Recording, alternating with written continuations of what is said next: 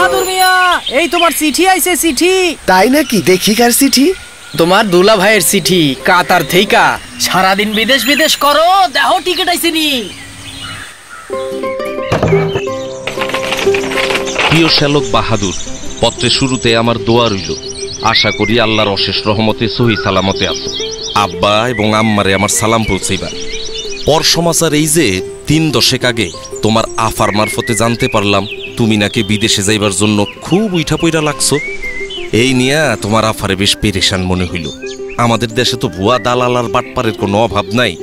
সবকিছু ঠিকঠাক না যায় না, একবার এদের খপ্পরে পড়লে শেষে টাকা পয়সা ভিটা মাটি সব হারায়া একেবারে পথে বসে পড়তে হইব। তাই তোমার আফা আমারে কইল বিদেশ যাবার উপায় সম্পর্কে ভালো মন্দ জানায়া তোমার একখান চিঠি দিতে। ভাই বাহাদুর, চাকরি নিয়ে বিদেশে যাবার আগে একটা জরুরি কাজ হইল মানসিক প্রস্তুতি। মানসিক প্রস্তুতি মানে সঠিক সিদ্ধান্ত নিতে মনকে প্রস্তুত করা। তুমি আসলে কোন দেশে যাইতে চাও, সেই দেশে কাজের পরিবেশ কেমন, চাকরির বেতন ও অন্যান্য সুযোগ সুবিধা কেমন। অবশ্যই তুমি তোমার বাড়ির কাছে জেলা কর্মসংস্থান ও জনশক্তি অফিসে যোগাযোগ করবা। সেখানে এ বিষয়ে দরকারি অনেক তথ্য পাইবা। মনে রাখবা, মানসিক প্রস্তুতির পাশাপাশি টাকা পয়সার বন্দোবস্ত করাটাও সমানভাবে জরুরি। এ বিষয়ে পরিবারের মুরব্বীদের সাথে আগে ভাগেই আলাপ আলোচনা করবা। আয় ও ব্যয়ের হিসাব করবা। বিদেশে চাকরি করতে যাওয়া লাভজনক হইব কিনা সেইটাও ভাইবা দেখবা। বাহাদুর, দেশে অনেক ভুয়া দালাল আছে যারা তোমারে নানা লোভ দেখায়া অবৈধ পথে বিদেশ নিতে চাইব। কিন্তু সাবধান, এদের পাল্লায় কখনো পড়বা না। দালালের কাছে দিলে জাল পাসপোর্ট ধরাইয়া দিতে পারে। তখন মাথা চাপড়ানো ছাড়া কিন্তু আর কিছুই করার থাকবে না। এরা পদে পদে তোমারে বিপদে ফেলবো। তোমার পাশের গ্রামের সবুজের কথা মনে আছে? ওই যে যার বিদেশ যাবার সময় মরার দশা হয়েছিল, অবৈধ পথে মালয়েশিয়া যাইবার সময় সে পুলিশের হাতে ধরা পড়ল। বেচারা তো শুনছি এখনো মালয়েশিয়ায় জেল খাটতাছে। দালালের মারফতে না গিয়া নিজে কাগজপত্র জমা দিয়া পাসপোর্ট করবা। তাই সবচেয়ে বুদ্ধিমানের কাজ হইল অন্য কারোর উপর নির্ভর না কইরা নিজের কাজগুলা নিজেই করা। নিজে করলে হয়তো একটু পরিশ্রম হয়, কিন্তু কাজটা ঠিকভাবে হয়, ফলে নিশ্চিন্ত থাকা যায়।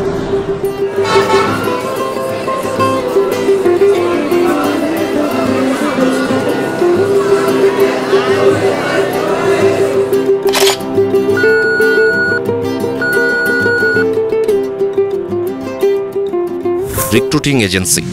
রিক্রুটিং এজেন্সি হইল যারা তোমার জন্য বিদেশে চাকরির ব্যবস্থা করবে। কোনো এজেন্সিতে যাওয়ার আগে সেইটা বাংলাদেশ সরকার দ্বারা অনুমোদিত কিনা তা ভালোভাবে যাচাই করে নিবা। ভাই, আপনাদের কাছে কি পত্রিকায় ছাপানো সরকার অনুমোদিত বৈদেশিক কর্মসংস্থান চাহিদাপত্রটি আছে?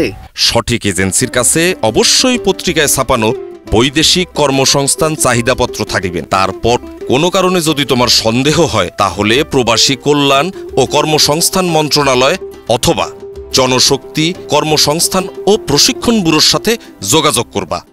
কাজের প্রশিক্ষণ নেয়া।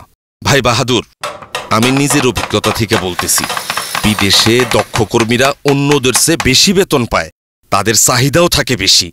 বিদেশে যাওয়ার আগে তাই ট্রেনিং নেয়া খুবই জরুরি। এই ধরনের ট্রেনিংয়ের জন্য তুমি তোমার জেলার যে কারিগরি প্রশিক্ষণ কেন্দ্র আছে সেইখানে যোগাযোগ করতে পারো। স্বাস্থ্য পরীক্ষা। বিদেশ যাওয়ার আগে তোমার শরীরে কোনো রোগ বালাই আছে কি না তা নানা রকম ডাক্তারি পরীক্ষা কইরা দেখা হইব। তুমি ভয় পাও না, নির্দিষ্ট মেডিকেল সেন্টারে গেলে সেখানকার ডাক্তার সাহেব তোমাকে সব ঠিকঠাক বুঝাইয়া দিবেন। এইখানে আর কি কি পরীক্ষা করা হইব? মলমূত্র, রক্তচাপ, চক্ষু, রক্ত, বুকের এক্সরে, সাধারণ শারীরিক পরীক্ষা। চাকুরির চুক্তিপত্র। এইবার শোনো সব থেকে জরুরি বিষয়, সেইটা হইল চাকুরির চুক্তিপত্র। কিছু জিনিস অবশ্যই এই চুক্তিপত্রে থাকতে হইব।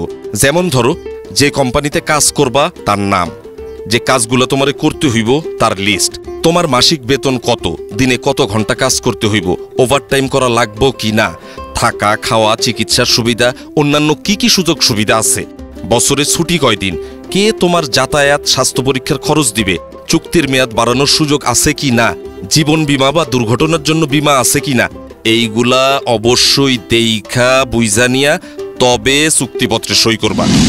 একমাত্র ভিসা পাইবার পরেই রিক্রুটিং এজেন্সির টাকা পরিশোধ করবা, এর আগে না। দালালের কাছে টাকা না দিয়া নিজে গিয়া পরিশোধ করবা। দালালরা বেশি টাকা চাইতে পারে। টাকা পরিশোধের পরে অবশ্যই মনে কইরা রসিদ নিবা। এই রসিদ পরে কাজে লাগতে পারে। প্রাক অভিবাসন প্রশিক্ষণ। ভাই বাহাদুর, তুমি কি জানো বিদেশ যাওয়ার আগে প্রাক অভিবাসন প্রশিক্ষণ নিতে হইব? শুধুমাত্র জনশক্তি কর্মসংস্থান ও প্রশিক্ষণ ব্যুরো BMET ব্রিফিং কেন্দ্র আর কিছু কারিগরি প্রশিক্ষণ কেন্দ্রে এই ট্রেনিং দেওয়া হইতেছে। এই ট্রেনিং এ তোমার নতুন চাকরি, যেই দেশে যাইতেছো সেই সম্পর্কে অনেক দরকারি খবর জানতে পারবা। বহির্গমন ছাড়পত্র ও স্মার্ট কার্ড। বিদেশে চাকরি করতে যাইতে হইলে বহির্গমন ছাড়পত্র নিতে হবে BMET অফিস থেকে। সেই কাগজ দেখাইলে তোমার একখান কার্ড দিব BMET অফিস। এইটারে কয় স্মার্ট কার্ড। এই কার্ডের মধ্যে তোমার নাম, বাবা মায়ের নাম, ঠিকানা, কোন দেশে কাজ নিয়ে যাইতেছো সব বিষয় কম্পিউটারে ঢুকানো থাকে। ব্যাগে যে সমস্ত জিনিস নেওয়া যাবে না। বাহাদুর, তোমার ব্যাগ গুছানোর সময় মনে রাখবা চেক ইন ব্যাগ, মানে যে ব্যাগ এয়ারলাইন্সের কাউন্টারে জমা দিতে হবে সেখানে কোনো টাকা পয়সা, গহনা বা অন্য কোনো দামি জিনিস, টিকিট বা চাকুরির কাগজপত্র রাখবা না। এসব জিনিস একটা ছোট ব্যাগে নিজের সঙ্গে রাখবা। সুটকেস বা ব্যাগে জরুরি কাগজপত্রগুলার এক সেট ফটোকপি রাখবা, আর দেশে তোমার ঘরে রেখে যাবা আরেক সেট। সাবধান, অচেনা লোক তোমার ব্যাগে কিছু নিতে কইলে কখনোই রাজি হইবা না, কারণ দুষ্ট লোকে তোমারে চোরাচালানির কেসে ফাঁসায়া দিতে পারে। বাহাদুর, কিছু জিনিস ভুলেও সাথে রাখবা না, যেমন ধরো পিস্তল, বোমা, ককটেল, নেশার জিনিস, গাঁজা, ভাং, পেট্রোল, কেরোসিন লাইটার, দিয়াশিলাই বাক্স, ধারালো জিনিস যেমন ব্লেড, কাঁচি, ছুরি, দুর্গন্ধ বাইর হয় এমন জিনিস, শুটকি মাছ, কাঁড়াল, যেসব খাবার গন্ধ ছড়ায়, মাংস, দুধ, ডিম দিয়ে তৈরি খাবার যেটা পয়সা যাইতে পারে, ফুল, ফল বা সবজি, এইসব জিনিস প্লেনে সঙ্গে রাখা একেবারেই নিষেধ। এইসব জিনিস ব্যাগে পাইলে তোমার জেল জরিমানা হইতে পারে, অতএব সাবধান। সঙ্গে রাখা কাগজপত্রের লিস্ট। এয়ারপোর্টে যাওয়ার সময় কিছু জরুরি কাগজপত্র অবশ্যই নিজের সঙ্গে রাখবা। এইগুলা হইল: 1. পাসপোর্ট, ভিসা, স্বাস্থ্য পরীক্ষার মূল রিপোর্ট, প্রশিক্ষণের সার্টিফিকেট, চাকুরির চুক্তিপত্র, কাজের অনুমতিপত্র, স্মার্ট কার্ড আর অবশ্যই প্লেনের টিকিট। 2. যে কোম্পানিতে কাজ করবা তার নাম, ঠিকানা, গিয়া কার সাথে যোগাযোগ করবা তার নাম আর মোবাইল নাম্বার আগেই জোগাড় কইরা রাখবা রিক্রুটিং এজেন্সির কাছ থেকে। 3. যেই দেশে যাইবা সেখানে বাংলাদেশের দূতাবাস, মানে বাংলাদেশ সরকারের একটা অফিস থাকে। তারা আমাদের মতো কর্মীদের বিপদে আপদে সাহায্য করে।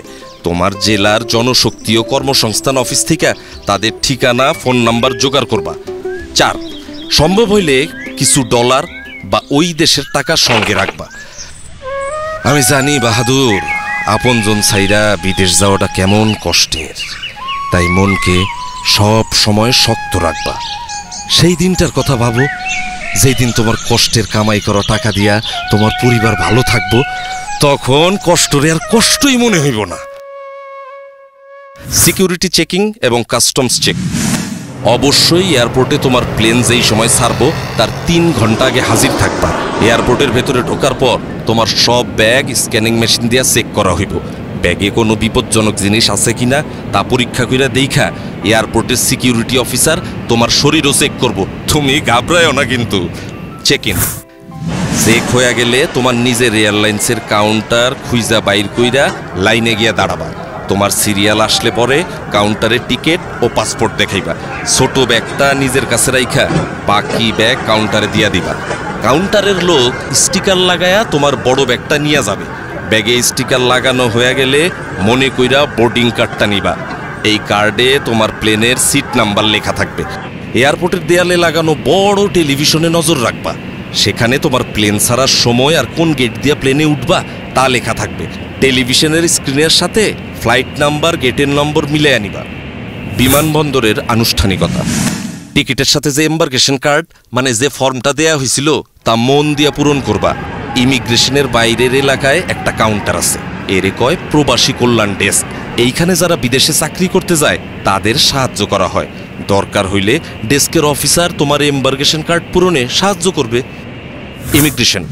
ইমিগ্রেশনের গেটের ভিতরে আর একটা প্রবাসী কল্যাণ ডেস্ক পাইবা। ওইখানে স্মার্ট কার্ড দেখা আঙ্গুলের ছাপ যাচাই কইরা তোমার এম্বার্কেশন কার্ডের উল্টা পাশে সিল দিবে। এরপরে তুমি যাইবা ইমিগ্রেশন কাউন্টারে।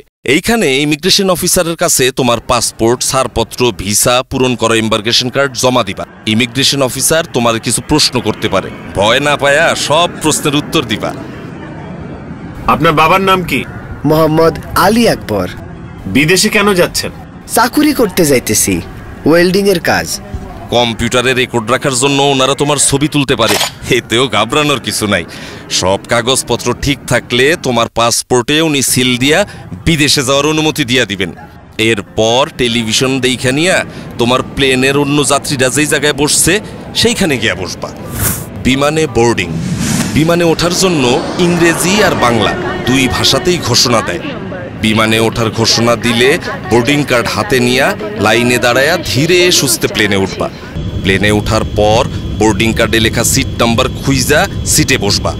বসার আগে হাতের ছোট ব্যাগ সিটের উপরে ঢাকনা দেওয়া তাকে উঠায়া রাখবা। প্লেনের কর্মচারীরা যেই কথা বলে তা মনোযোগ দিয়া শুনবা। প্লেনের সিটে বৈশা অবশ্যই সিট বেল্ট বাইন্ধা রাখবা।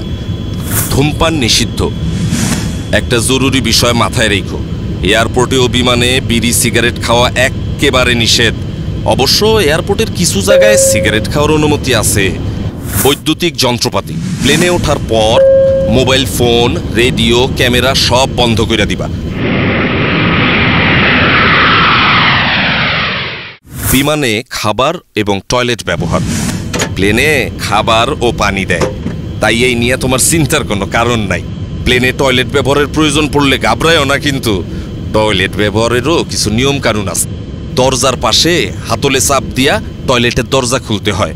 খোলার আগে দরজায় দেখে নিবা লাল রং অথবা অকুপাই লেখা আছে কিনা, তখন অপেক্ষা করবা।